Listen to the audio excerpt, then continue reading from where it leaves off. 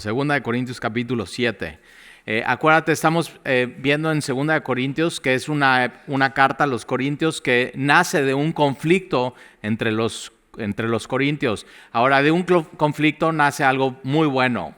Y entonces tenemos esta primera epístola a los Corintios, segunda epístola a los Corintios. Vemos que es una iglesia, pues está llena de dones del Espíritu, es una iglesia viva, es una iglesia que realmente están dando testimonio acerca de Jesús, pero es una iglesia llena de problemas. Uno de los problemas es que había divisiones, entonces como que se habían hecho grupos en la iglesia, y no, pues yo soy de Pablo, yo soy de Apolos, yo soy de Pedro, no, pues yo soy de Cristo, yo de ninguno de ellos, mi lealtad está con Cristo. Había inmoralidad, de hecho 1 Corintios dice que había inmoralidad que aún ni siquiera entre los incrédulos se nombra, o sea que no, o sea fuera de lo normal. En la cena del Señor había diferencias y estaban usando el tiempo de la cena del Señor para emborracharse, entonces imagínate, pero tenemos esta epístola para ver cómo se resuelven los problemas en la iglesia, y no solamente en la iglesia, sino nos sirve en las situaciones de nuestra vida real, en el trabajo, con nuestra familia, con nuestros hijos, con nuestros padres, aún hasta con nuestros abuelos. Pero Pablo lo que está haciendo en 2 Corintios específicamente es defendiendo su ministerio. Está defendiendo su mensaje, está defendiendo el evangelio, porque llegan falsos maestros a Corintio y no solamente están metiendo falsas doctrinas, sino están hablando mal acerca de Pablo, lo están desprestigiando, están diciendo no, su ministerio no es auténtico. Una de las cosas que estaban, o sea, ves acusación tras acusación en la carta. Entonces una de las acusaciones que ya vamos a llegar al capítulo 10 es que no, pues ve la apariencia física de Pablo. O sea, ve cómo se ve, cómo va a ser un apóstol de Jesucristo. Si como por la apariencia, entonces por eso es. Pero le daba mucho peso la gente de Corintios al físico, la oratoria, la retórica, y por ejemplo una de las acusaciones es Pablo no cumple sus promesas. Es muy voluble, entonces dijo que iba a venir, pero no vino. Y Pablo, una de las cosas que hace es capítulo a capítulo va respondiendo cada una de las acusaciones. Hoy vamos a ver 3 acusaciones que le hacen estos falsos maestros a Pablo, y Pablo cómo se defiende. Y en medio de eso podemos ver cómo tiene que ser el ministerio cristiano, no solamente cómo tiene que ser el ministerio cristiano y una iglesia, sino cómo te tienes que ser tú como cristiano. O sea, qué es lo que no tienes que haber en tu vida, qué es lo que no tiene que ver en la iglesia, qué es lo que no tiene que tener un líder en la iglesia y qué es lo que no se tiene que ver en el ministerio cristiano. Y acuérdate, una de las cosas que Pablo les dice a los corintios en el capítulo 6 es, nosotros hemos ensanchado nuestro corazón, les amamos, cada uno de ustedes tiene un lugar en nuestro corazón, y el problema no es todas esas acusaciones ni el conflicto, sino el problema de los corintios es que ellos, su corazón está estrecho y han decidido no amar a Pablo. Y entonces Pablo dice, nosotros sí les amamos, nuestro corazón está ensanchado por ustedes, les hemos hablado, hemos abierto la boca, les hemos hablado claramente cada una de las cosas, y entonces Corintios, ensanchen su corazón, que haya una correspondencia de amor entre ustedes y yo. Y entonces ahora sí llegamos al versículo 2 del capítulo 7 y dice, admitidnos. A nadie hemos agraviado, a nadie hemos corrompido, a nadie hemos engañado. Esta palabra admitirnos es cuando te llega una solicitud de amistad de Facebook. Bueno, ya nada más los rucos usan Facebook, ¿verdad? Los jóvenes ya no, pero ok, Instagram. Te llega una solicitud de amistad y es eso, ¿admites la solicitud o no? Y si la admites, ya es eso, sí, y si no, estás rechazando. Y Pablo está diciendo eso, o sea, admítanme. La palabra aquí, admitíos, es una palabra en el original que son 2 palabras en griego, y es dar lugar, es la primera palabra, a mí. O sea, que yo tenga lugar en ustedes, en su corazón, y eso está diciendo Pablo, que yo tenga un lugar en su corazón. Así como yo los amo y tienen un lugar en mi corazón, que yo tenga un lugar en su corazón, admítanme. O sea, reconózcanme, vean que mi ministerio es auténtico.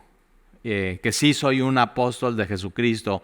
No yo autoescogido, sino Él me escogió, Él me ungió, Él me llamó, Él me perdonó. Y ves esa experiencia en el apóstol Pablo, que es Saulo, en el camino a Damasco. Tiene un encuentro con Jesús y Jesús entonces le da un propósito y le da un ministerio. Y entonces Pablo está diciendo eso, admitidnos. A nadie hemos agraviado, a nadie hemos corrompido, a nadie hemos engañado. 3, a nadie. O sea, a nadie, a nadie, a nadie. Es como si Pablo estuviera diciendo a los corintios, ok, si hay alguien que le hemos hecho esto, levante la mano y diga. Y estas 3 son muy importantes. A nadie hemos agraviado. Aquí la palabra agraviado es, a nadie le hemos hecho daño. En una iglesia, la iglesia y el ministerio pastoral y el ministerio de la iglesia están no para hacerle daño a la gente, sino para no hacerle daño a la gente, para sanar, para amar, para reconstruir vidas. Y Pablo está diciendo eso. En nuestro ministerio a nadie hemos hecho daño, a nadie hemos maltratado, de nadie hemos abusado. Ni físicamente, ni verbalmente, ni espiritualmente. A nadie. Y entonces, si te das cuenta, una de las cosas que está haciendo Pablo aquí es, ustedes pueden verificar nuestro ministerio. Y en una iglesia así se debería de tratar las cosas. O sea, la gente debería de poder verificar y confirmar si es un ministerio auténtico, si estas 3 cosas no suceden en la iglesia. Entonces, la primera, a nadie hemos agraviado. Y podríamos decir hoy, o sea, yo como pastor de la iglesia, yo podría decir, ok, hay aquí alguien que le hemos hecho daño en Semilla, que hemos sido injustos, que hemos abusado de él o de ella, que le hemos maltratado física, verbal o espiritualmente. ¿Ya? Nadie se paró. Y Pablo, una de las cosas que está haciendo, ok, si a nadie hemos hecho esto, ¿cuál es el problema? Y entonces te das cuenta, no es un problema del ministerio de Pablo, sino es un problema de pronto como que de las cosas que estos falsos maestros quisieron como vender a la iglesia, de que mira, Pablo no es auténtico. Y Pablo dice, no, a ver, a nadie hemos agraviado, a nadie hemos corrompido. Esta palabra corrompido es, a nadie hemos hecho pecar. A nadie hemos hecho pecar. Moralmente a nadie hemos corrompido. A nadie le hemos... O sea, ha llegado a Semilla, por ejemplo, y ha salido peor de lo que ha llegado. O sea, nuestra enseñanza no es para corromper a alguien moralmente, ni teológicamente. Sino, Pablo está diciendo, estamos enseñando lo que es, estamos enseñando la verdad, comparado con los falsos maestros. Entonces, a nadie hemos agraviado, a nadie hemos corrompido, a nadie hemos engañado. En la iglesia no hay un lugar para el engaño, no hay un lugar para la manipulación, ni espiritual. Y en la iglesia llega mucha gente con diferentes necesidades y de pronto puede haber ministerios que se aprovechen de esa necesidad y engañen a la gente. Y por supuesto lleva una connotación monetaria, O sea, a nadie lo hemos llevado a la ruina, a nadie hemos engañado, de nadie nos hemos aprovechado. Y Pablo está diciendo así a los corintios, ok, ¿alguien ha sido agraviado, alguien ha sido corrompido y alguien ha sido engañado aquí? Y la respuesta es no. O sea, la respuesta de los corintios es no. Y entonces, un ministerio auténtico se puede verificar. Y es estas 3 preguntas. Entonces, si tú algún día te mueves de ciudad o de iglesia, tienes que conocer el ministerio y el liderazgo y decir, ok, este ministerio a alguien ha agraviado, a alguien ha corrompido y a alguien ha engañado. Y si una de estas preguntas, la respuesta es sí, busca otra iglesia, busca otro ministerio. Y una de las cosas Pablo nos está enseñando eso. O sea, cuando tú no puedas cuestionar el ministerio de alguien, o sea, es eso, no, al ungido de Dios nunca se le toca. Nunca se le cuestiona. No, Pablo está invitando, tienes que verificar que estas cosas no se estén dando en una iglesia. Tienes que tener discernimiento espiritual. Tienes que saber a dónde estás acudiendo, a quién estás escuchando, y Pablo está entonces con esto. Entonces, ok, si a nadie hemos engañado, si a nadie hemos agraviado y si a nadie hemos corrompido, entonces ¿cuál es el problema del conflicto entre los corintios y Pablo? Si realmente es un ministerio auténtico, si realmente Pablo es un apóstol de Jesucristo. ¿Cuál es el problema? El problema era el corazón de los corintios, que se habían dejado engañar por estos falsos maestros, que habían prestado atención a lo que... No, pues qué, o sea, ve Pablo, si realmente es un apóstol de Jesucristo, ¿por qué sufre tanto?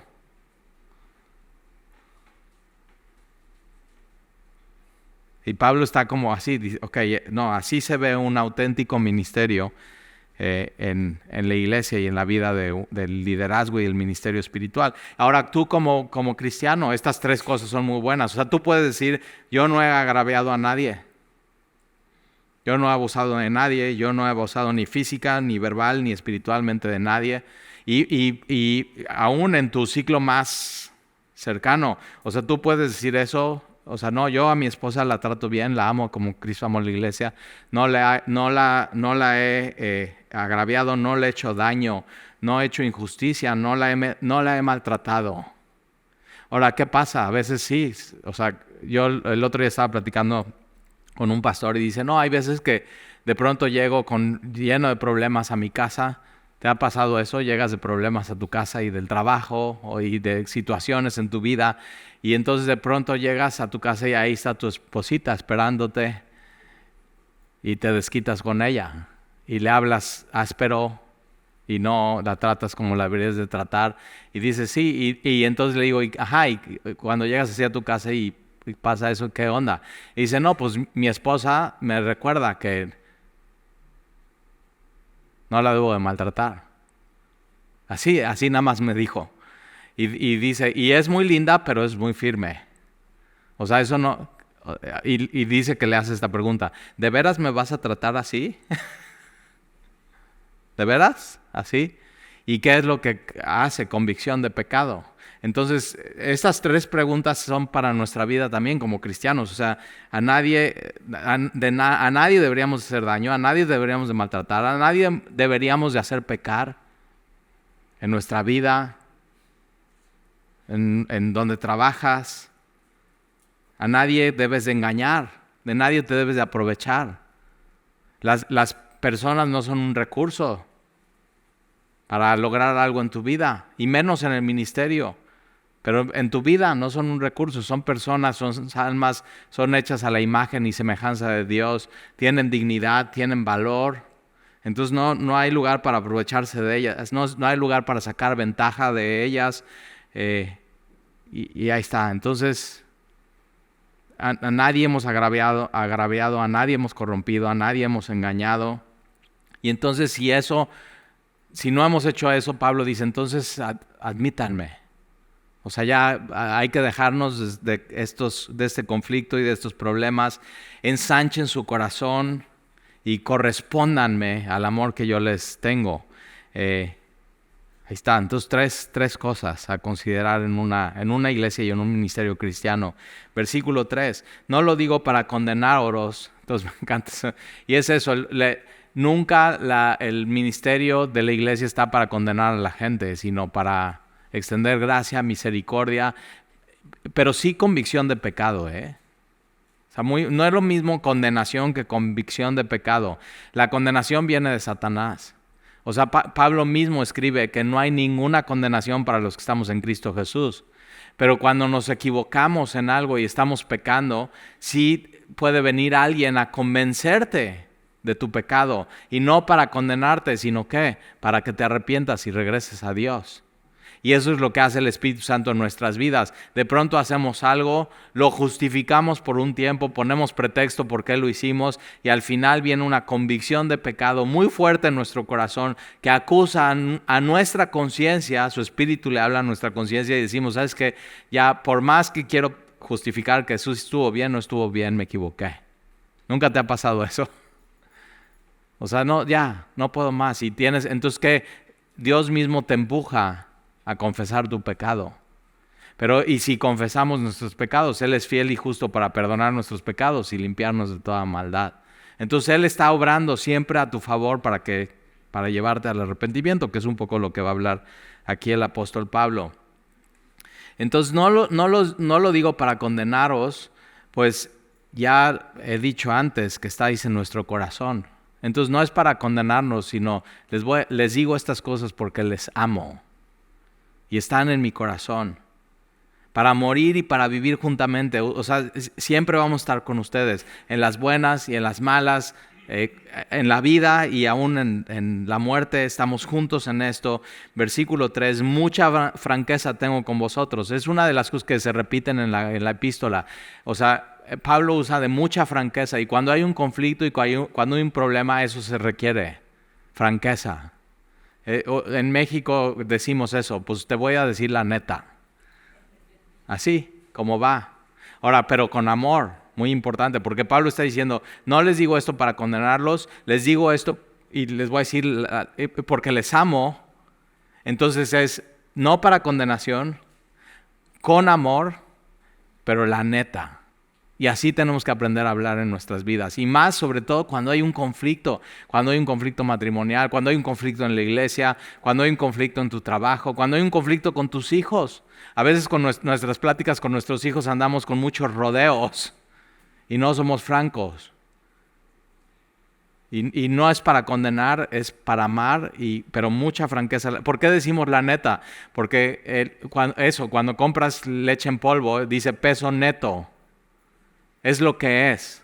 Sin tantas cosas, o sea, sin el bote, sin la tapa, sin la mercadotecnia. Es leche, la neta, lo que es. Eso es. Y entonces Pablo está diciendo eso. Con mucha franqueza tengo con vosotros.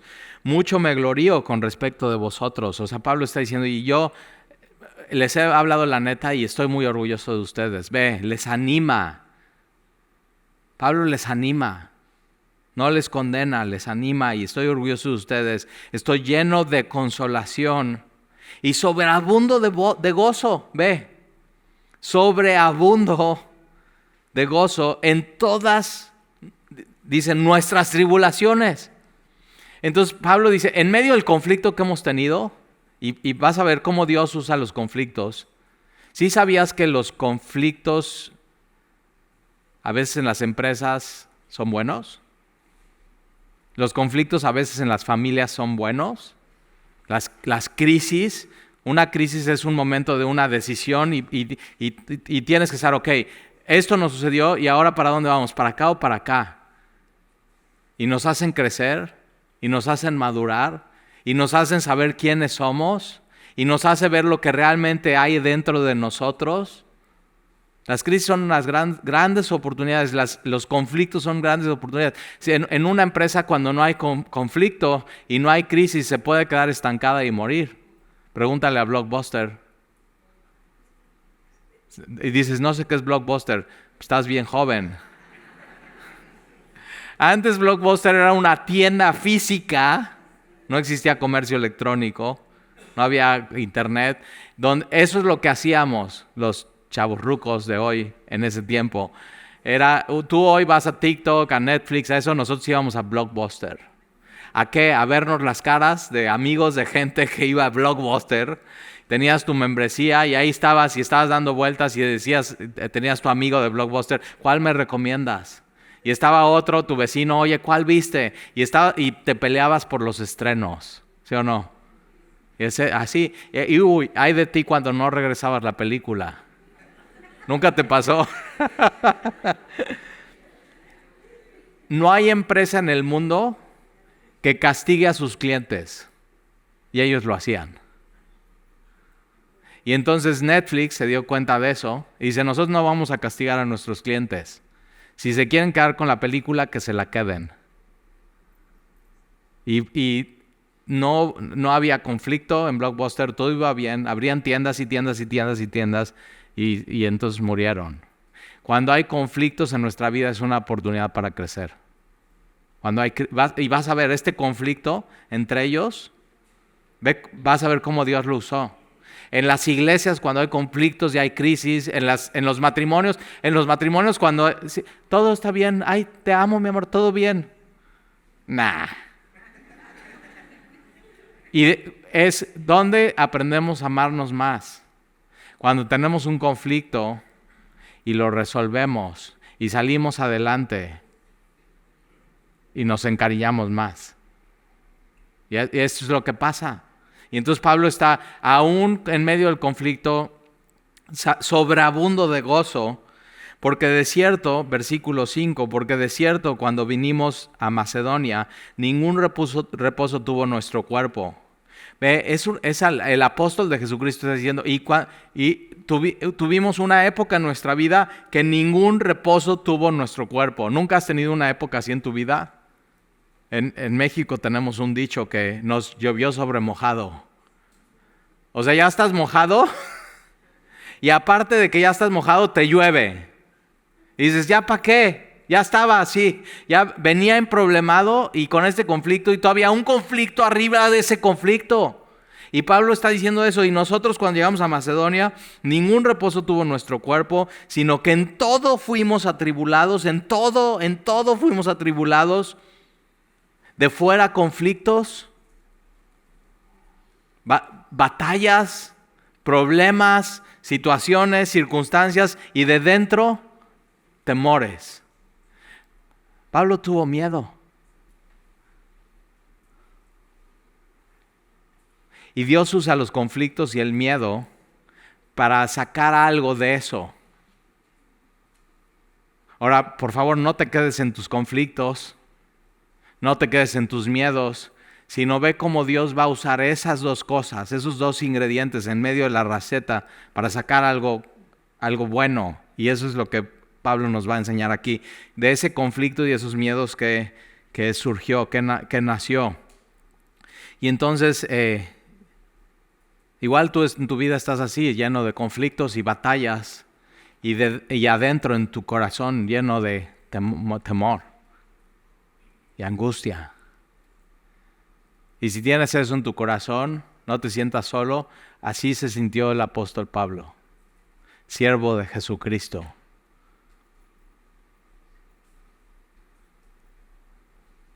No te sientas solo.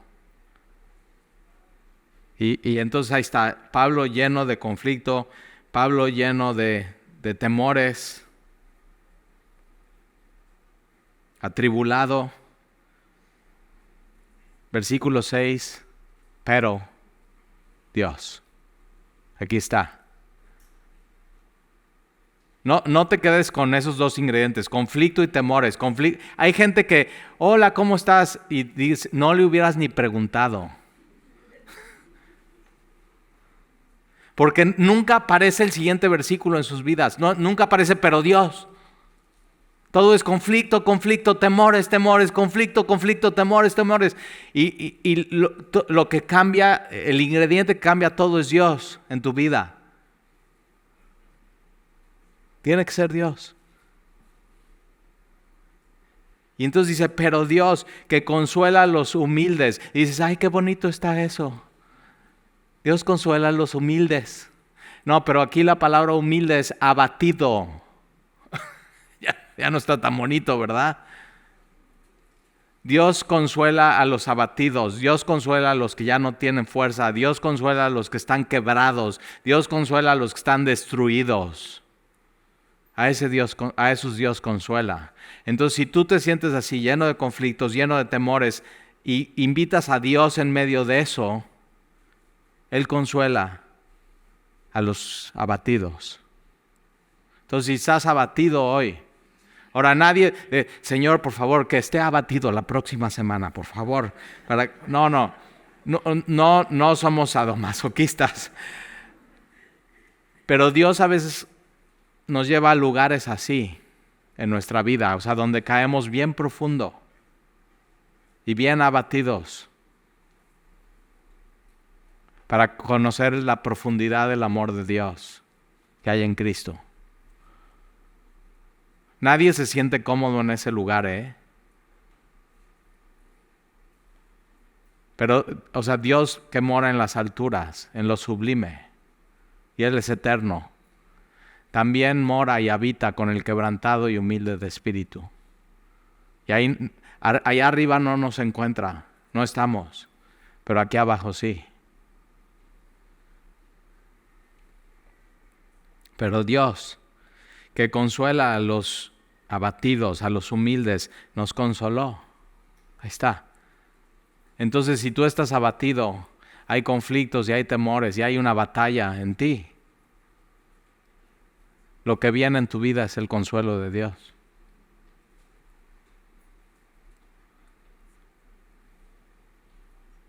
Espéralo, Eso es lo que toca si estás en Cristo, si has entregado tu vida al Señor. Entonces Dios consuela a los abatidos y dice, y Él nos consoló con la venida de Tito. Entonces Dios a veces usa personas para consolar. ¿Tienes algún Tito en tu vida donde conoce? Pablo está siendo muy vulnerable porque Pablo está diciendo, y tenía miedo, y estaba lleno de conflictos, y estaba atribulado, y me preocupaban los corintios, y esto estaba pasando en mi vida. Y entonces Dios puede mandar a alguien, a un Pablo vulnerable. Y tú tienes que aprender a eso con ciertas personas en tu vida. Tienes que ser vulnerable y tienen que conocer cuáles son tus batallas, cuáles son tus temores, cuáles son tus preocupaciones. Y esa persona llega a tu vida y te consuela con el consuelo de Dios. Te dice justo lo que tenías que escuchar. Ora por ti. Y entonces a Pablo lo consuela este hombre Tito. Ahora tú puedes ser Tito para alguien más.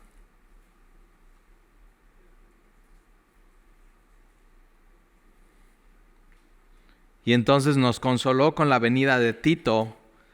Y no solamente con su venida, sino también con la consolación con el que él había sido consolado en cuanto a vosotros. Entonces Tito es enviado a Corinto. Pablo está preocupado.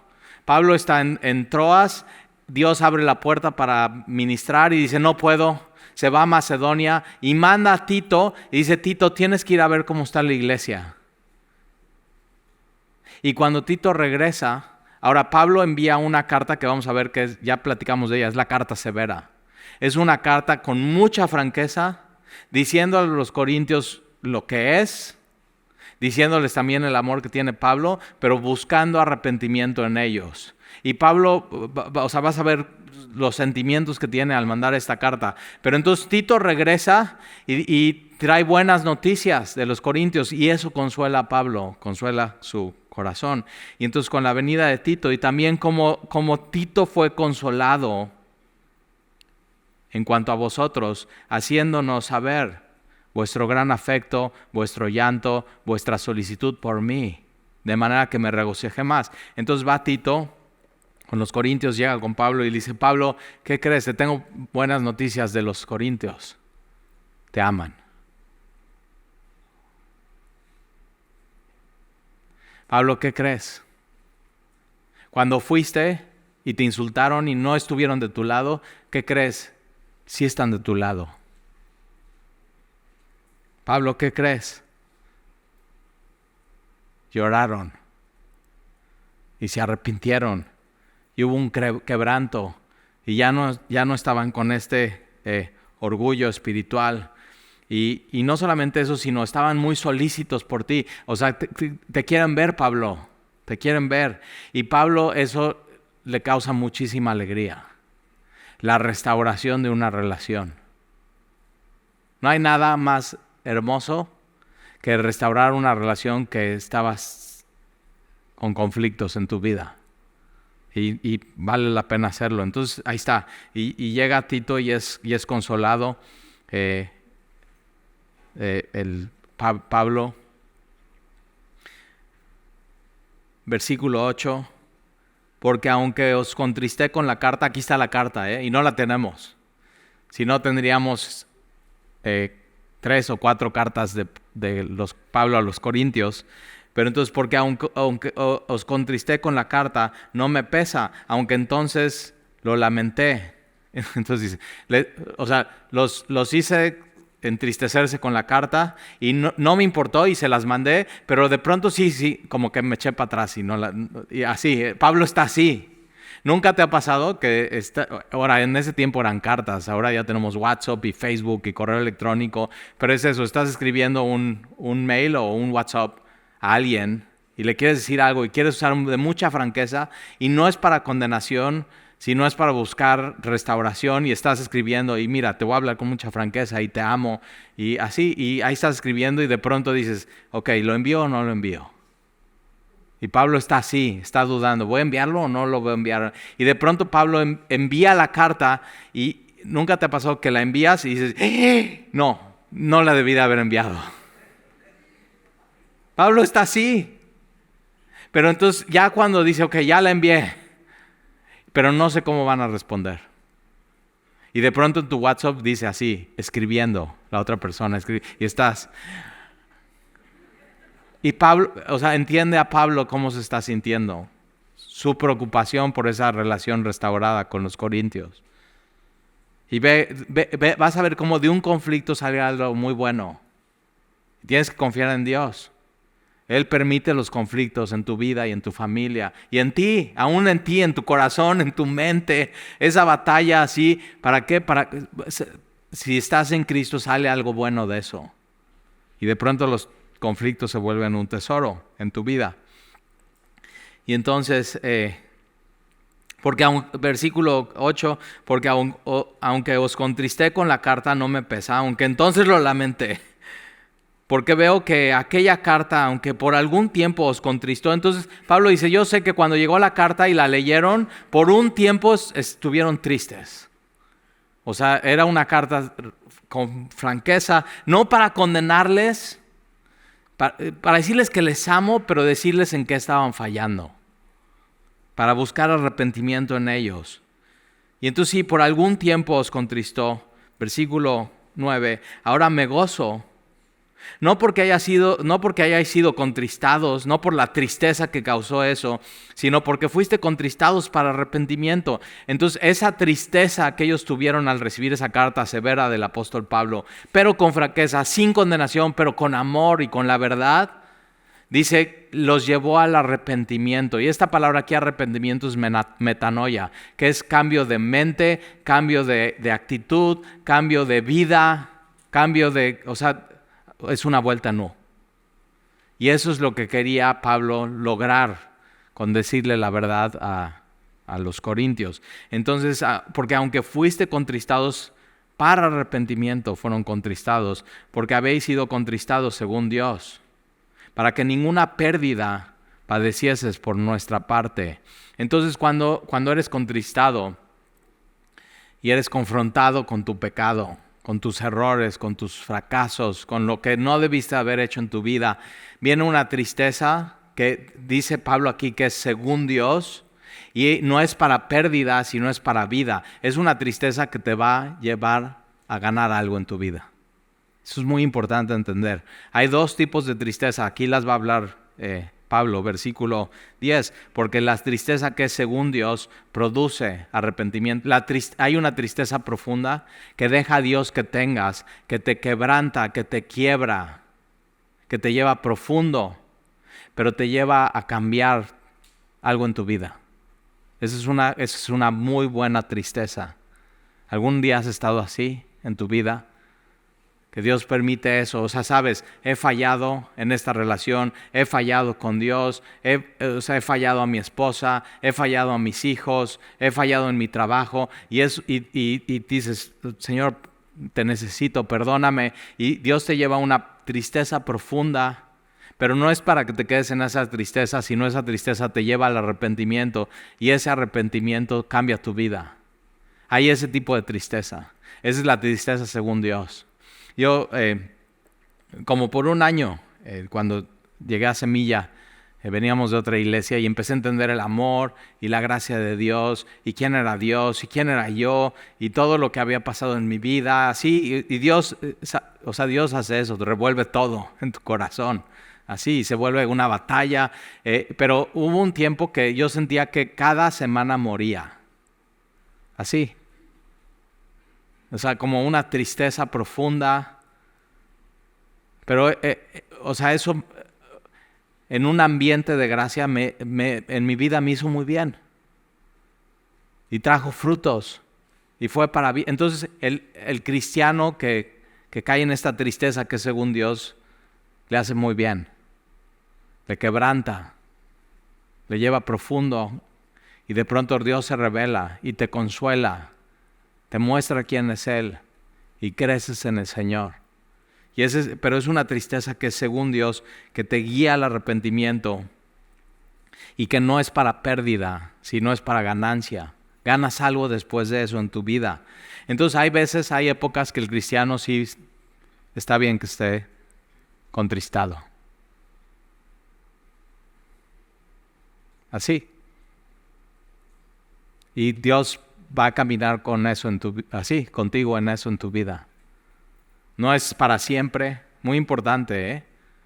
No es para siempre. Es por un tiempo, por una época, por una etapa.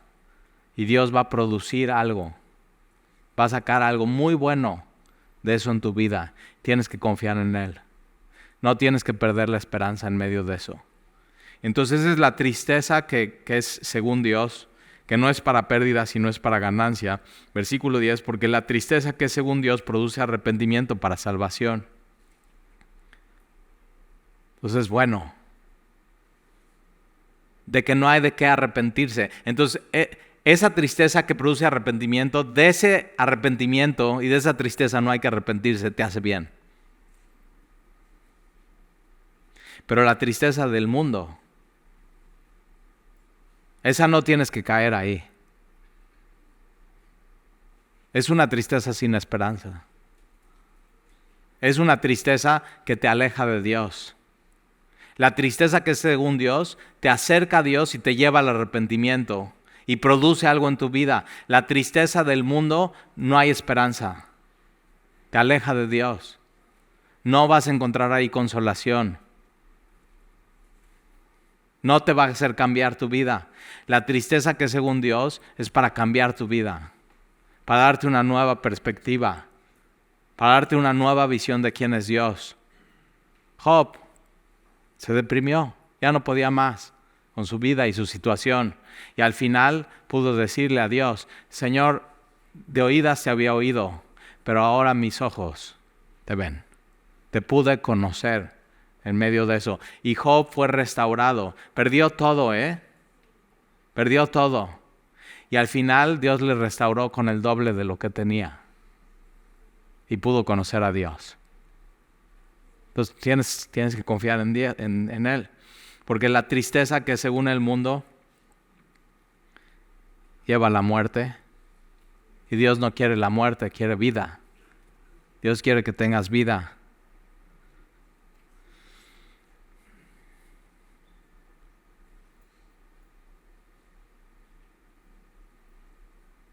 Pero la tristeza del mundo produce muerte. Versículo 11.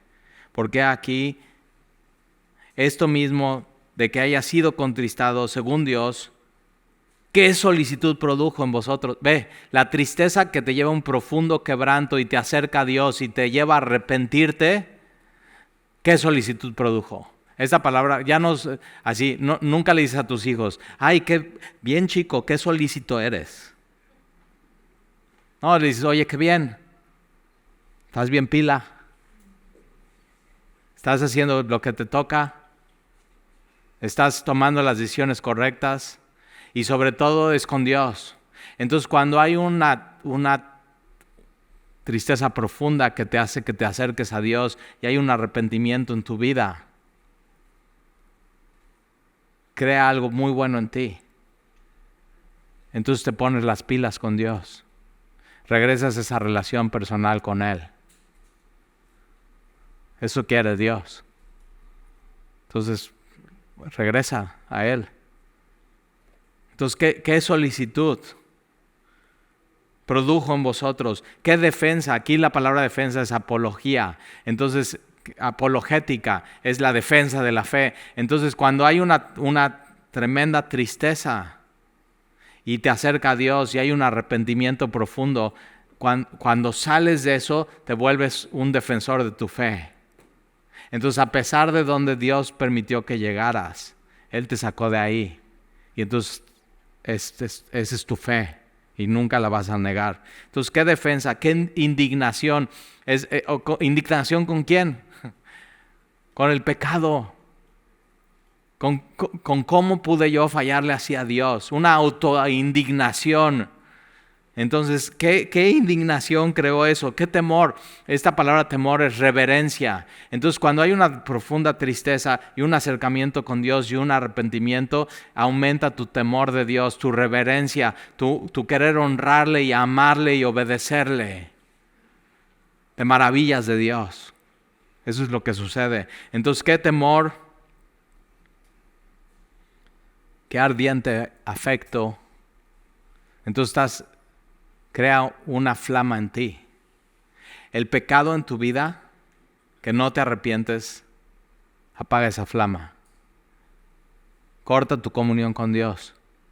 Pero cuando hay una profunda convicción de pecado y una tristeza profunda que te lleva a conocer el amor de Dios y un arrepentimiento, eso enciende la flama. Y entonces Pablo dice, ve lo que creó eso en ustedes. Qué solicitud, qué ardiente afecto, qué celo por Dios y qué vindicación. En todo os habéis mostrado limpios en este asunto. Entonces, después de haber recibido esa carta, de esa franqueza, de ese amor, no para condenación, Pablo dice, ve el resultado, ve cómo todo cambió. Ve cómo de esa tristeza floreció algo. Y no solamente eso, sino ahora, Corintios, ustedes tomaron todas las decisiones correctas para estar bien con Dios. Limpios. Ya. Entonces sí, el cristiano se puede equivocar, pero también puede, al equivocarse, hacer las cosas bien. Y todo inicia con arrepentimiento y así, Señor, perdóname, te fallé. Y sabes el versículo, si confesamos nuestros pecados, nos ponemos de acuerdo con Dios, Él es fiel y justo para perdonar nuestros pecados y limpiarnos de toda maldad. Entonces, cuando Jesús dice eso, arrepiéntanse porque el reino de los cielos se ha acercado. ¿Quién se acercó? Jesús. ¿Y qué es el llamado a arrepentirse? Es yo me he acercado, tú, arrepiéntete, acércate.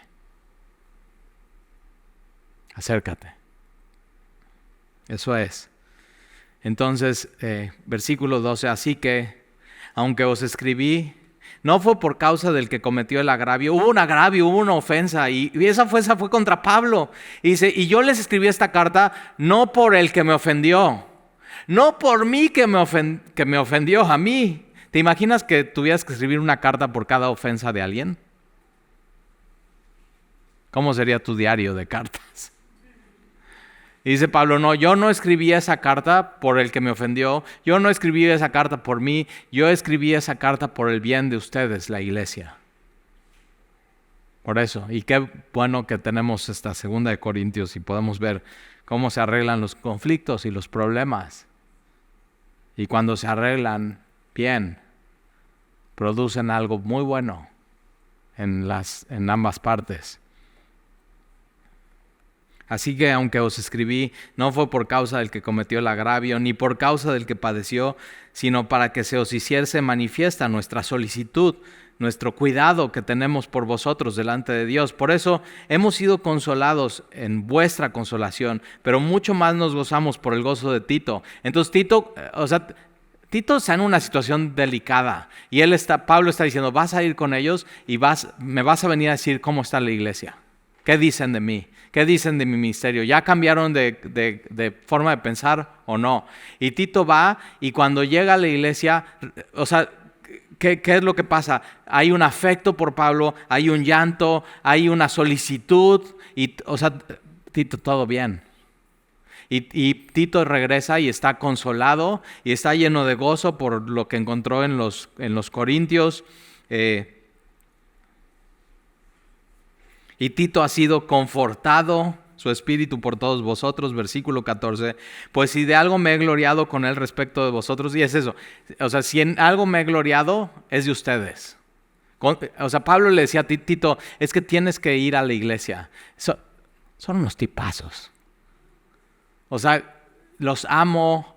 O sea, simplemente sucedió este conflicto, pero yo estoy seguro que lo podemos arreglar. O sea, ve la actitud de Pablo.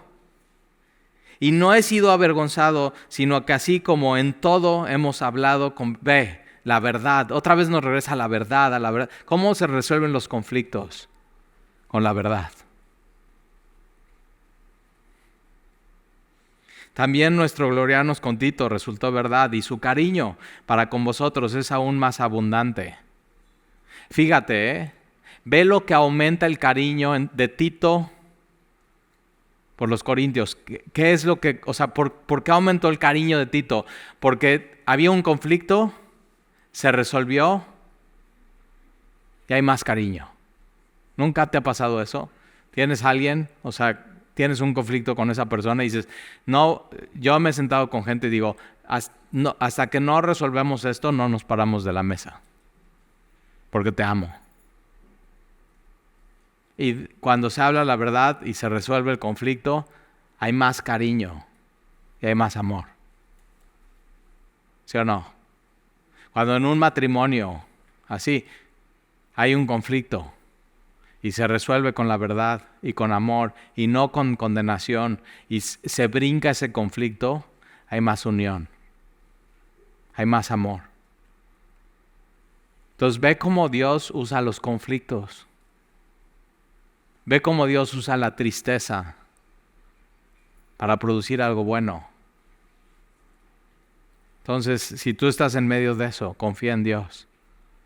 Pídele sabiduría, Señor, ¿cómo resuelvo esto en mi vida? Y su cariño para con vosotros es aún más abundante cuando se acuerda de la obediencia de todos vosotros, de cómo lo recibiste con temor y temblor. Y me gozo de que en todo, fíjate, de un conflicto y de temor y de angustia, poniendo a Dios en el centro, como al final Pablo dice, y al final de todo, lo que floreció es gozo. De un conflicto, gozo. Tú necesitas eso en tu vida. Ver cómo Dios te ayuda a resolver conflictos, problemas, angustias y miedos en tu corazón. Y saber que al final Dios va a producir algo y lo que va a producir eso es un gozo. Gozo que solamente Dios va a poder traer a tu corazón. O no, cuando se resuelve un problema hay eso, hay gozo. Y Pablo me gozo de que en todo tengo confianza, de que en todo tengo seguridad en ustedes, corintios. Estoy seguro. ¿Seguro de qué? De que Dios usa los conflictos, y usa las angustias, y usa los temores, y usa la profunda tristeza para lograr algo que solamente Dios puede hacer. Entonces tienes que confiar en Dios. ¿Oramos?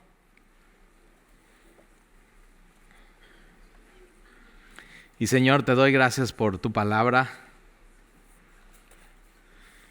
Y te pido, Señor, si hay alguien aquí que esté batallando, como Pablo, por fuera conflictos, por dentro temores,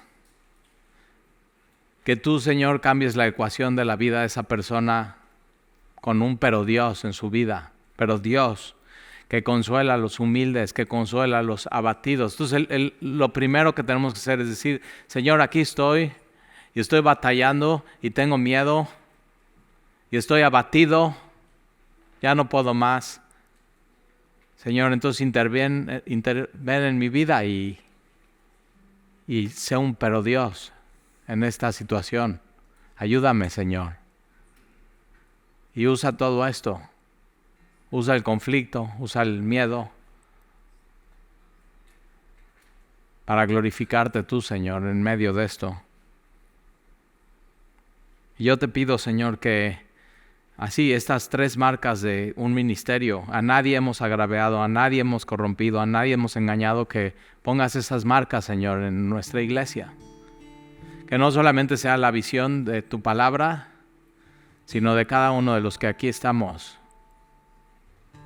Que eso pueda decir Veracruz de nosotros. A nadie hemos hecho injusticia, a nadie hemos hecho daño, a nadie hemos maltratado, a nadie hemos engañado, a nadie hemos arruinado, sino tú nos has puesto, Señor, como un faro en medio de la oscuridad, como un refugio, como un lugar de descanso para aquel que esté cansado, y como un lugar, Señor, donde se predique la verdad en medio de un mundo lleno de mentiras. Y te damos gracias por eso, Señor. Y yo te quiero pedir, si hay alguien aquí que esté contristado, con una tristeza profunda, pero que no sea de Dios, sino que sea del mundo, esa tristeza que nada puede apagar, que pueda venir a ti y que pueda saber que solamente tú puedes dar vida a su vida.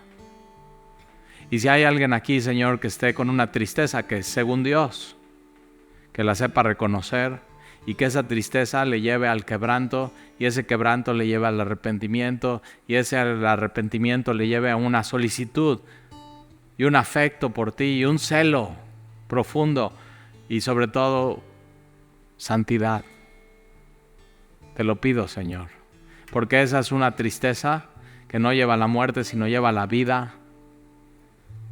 Y tú usas esas tristezas, Señor, para acercarnos a ti. Y tú hoy estás diciendo, ven a mí. Si alguien, Señor, en su vida tiene conflicto con otra persona, si hay malentendidos, Señor, que hable con franqueza y con verdad, sin condenación y con amor. Tú ya nos has dado la instrucción de cómo hacerlo, y que podamos ensanchar nuestro corazón para esa persona y amarle y hacerle saber eso. Te amo, pero hay estos asuntos que tratar, y al final, después de tratarlos, que haya un cariño sobrenatural y un amor.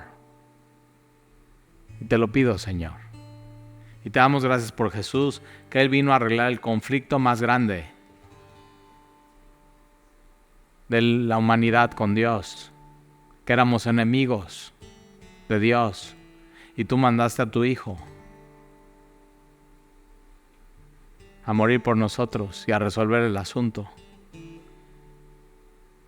y a darnos reconciliación contigo. Tú eres nuestro ejemplo, y tu palabra nos habla con franqueza y con verdad, y no nos condena, sino nos convence.